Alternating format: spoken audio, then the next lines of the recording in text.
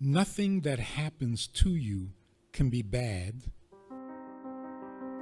but what you choose to do can be bad. Nothing that ever happens to me is bad because everything happens for a reason.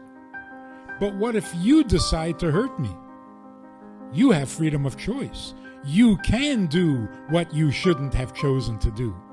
And what you chose to do is to hurt me. Now I got hurt. It shouldn't have happened. So we're back to the problem again. Things can happen to me that shouldn't happen because of other people. If something happens to you, you're God's victim. And God always has a reason. But when you are someone else's victim, when you're victimized by another human being, oh, that shouldn't happen. That's bad. Well, it turns out no human being can victimize you. Because freedom of choice that the person has ends when they've made their choice. Beyond that, he has no control. Freedom of choice means you can choose to be bad. Will you succeed at being bad? That's not in your control. So if you decide to kill somebody, and you point the gun and you pull the trigger, that's it. Your freedom of choice is over. Will your victim die? That's not up to you. God decides that. So if you decide to kill somebody and you shoot at them but miss, you're a murderer. You just can't shoot straight. If every time somebody wanted to kill someone, he succeeded, we wouldn't exist anymore. We'd all be dead. Hitler tried to kill all the Jews. We can't get over the fact that he killed 6 million. But that's not what he set out to do. So why didn't he succeed? Because you don't get to decide how successful you are. You only choose what you want, which means you are never the victim of someone else's choice. Even when you try to hurt yourself. Some guy decides to kill himself. He goes up to the 87th floor of the Empire State Building. True story. And he jumps out the window. But the wind up there is very strong. It blew him back against the building, and he landed on the windowsill of the 86th floor. Had a really bad headache.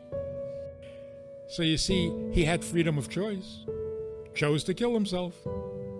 Not today. Ain't gonna happen. Because God decides the outcome of your choice. You are never the victim of another human being. Joseph's brothers sold him into slavery. He turned out to be the viceroy of Egypt. And they come down and they realize that it's him, and they're sure that he's going to take revenge. And he says, I'm not even angry at you. Yeah, you made bad choices. That's your problem.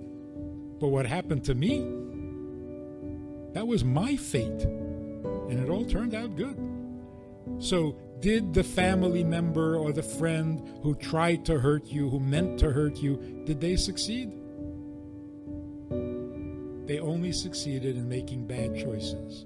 What happened to you is between you and God, not a victim of a human being. So now you have a choice. You can either act like a victim, and then when people come to visit you, you're expecting them to apologize to you. You're expecting them to bolster your feelings and your self-esteem. You're acting like a victim. Don't do that.